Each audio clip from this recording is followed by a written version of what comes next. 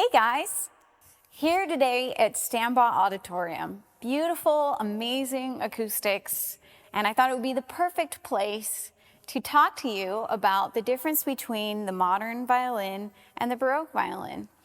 Now, a lot of you probably heard me say the word Baroque in the campaign launch video and thought to yourselves, I don't really know what that means. So I'm going to walk you through some of the differences, play a little bit for you, and explain some different things. And then hopefully by the end of the video, you'll understand a little bit about that and understand why it's so important to me and why I'm so passionate about recording this project on the Baroque violin. Yay! So we're going to start with the modern violin, which is the easiest. It's the one you guys have seen the most. You see it everywhere. If you see a violinist playing any violin, almost anywhere, this is what you're going to see. So I'm going to play a little bit, and so you can hear it. And then I'm going to play the Baroque violin so you can hear the difference.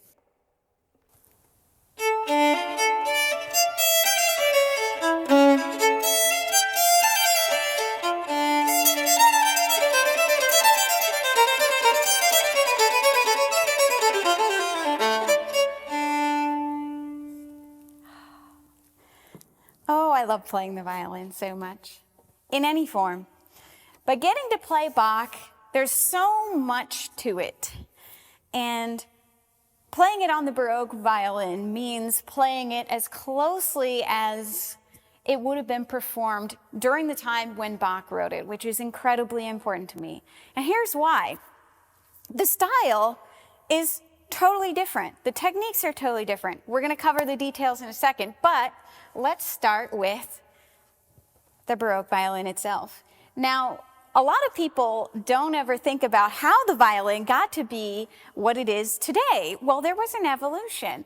So the Baroque violin is just where the violin was at that point in time of its evolution story. So the fingerboard is noticeably shorter. There is no chin rest. There's no shoulder rest. And there are no fine tuners.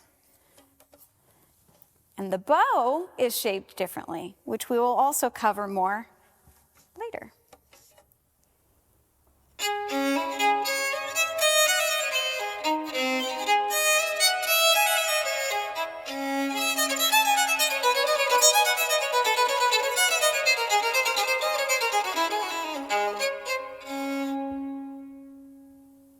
So one of the major differences between the modern and the Baroque violins are the bows that we use to play them.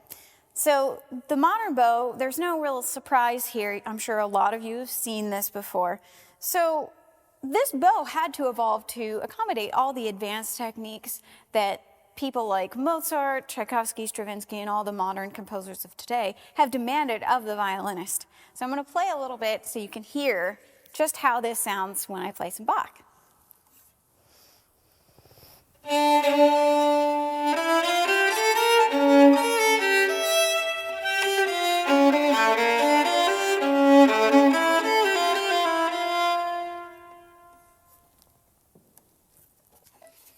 Now, the Baroque bow is shaped very differently. As you can see, it's tapered so that the end of the bow, the tip, what we call the tip, is much thinner. This is because we have a heavier down bow stroke and we don't accent the up bow. That doesn't mean we can't be expressive, but it's much more gentle than the down bow.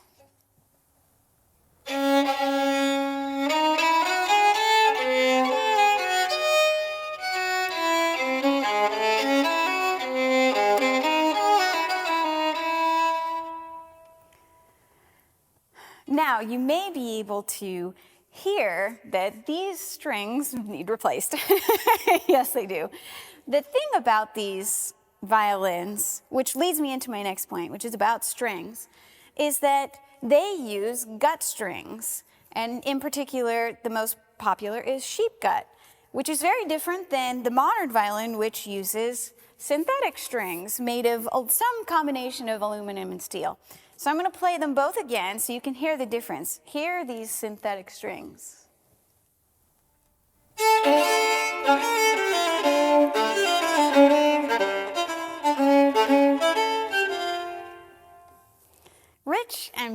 powerful and beautiful. Now let's hear the same passage on the Baroque violin with these gut strings.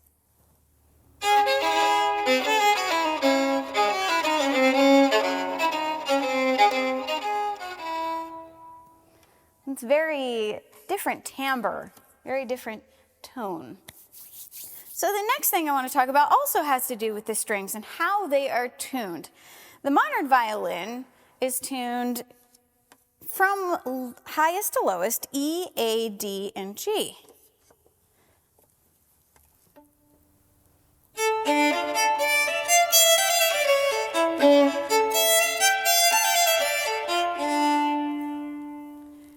But the Baroque violin, now again, things weren't quite standardized by then, but most of the time when we play Baroque music, we tune to 4/15, which is actually E flat, A flat, D flat, and G flat. So it's a half step lower.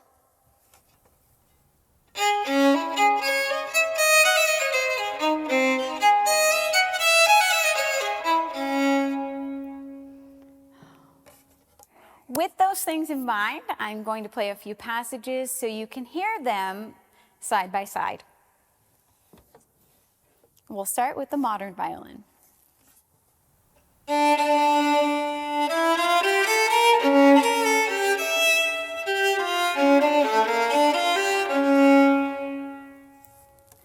Now here's the Baroque violin. Now, it's going to sound a little weird. I need to get some new gut strings, and gut strings are very temperamental, especially when they're old. So, as a caution before I start, here's the same passage.